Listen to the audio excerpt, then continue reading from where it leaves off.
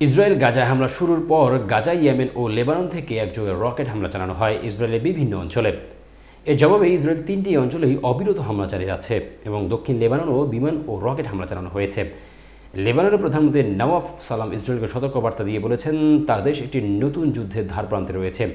তিনি উল্লেখ করেছেন দক্ষিণ সীমান্তে আবারও সামরিক অভিযান শুরু হলে তা লেবাননকে ভয়াবহ যুদ্ধে টেনে নিয়ে যেতে পারে, যা জনগণের জন্য মারাত্মক দুর্ভোগের কারণ হবে। ইসরায়েলের নতুন সেনাপ্রধান এয়াল জামির এই সময় হুঁশিয়ারি দিয়ে বলেছেন লেবানন তাদের সীমান্ত নিরাপদ রাখার দায়িত্বে আছে এবং এই রকেট হামলার জন্য তীব্র প্রতিশোধ নেওয়া হবে। এদিকে ইসরায়েলের সাবেক প্রধান প্রতিরক্ষামন্ত্রী অ্যাভিগট লিবারম্যান প্রধানমন্ত্রী বেনিয়ামিন নেতানিয়াহুর কঠোর সমালোচনা করেছেন এবং বলেন একই দিনে গাজা ও ইয়েমেন ও লেবানন থেকে রকেট হামলা।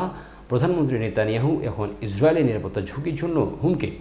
এই উত্তেজনা বৃদ্ধি পাওয়ার ফলে লেবানন ও ইসরায়েলের মধ্যে সীমান্ত সংঘাত ও যুদ্ধের আশঙ্কা আরও বেড়ে গেছে।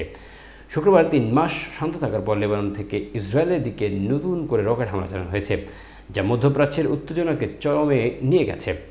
বিশ্লেষকরা বলেছেন এই সংঘাত আরও বাড়লে ইসরায়েল ও লেবাননের মধ্যে একটি বড় যুদ্ধ শুরু হতে পারে।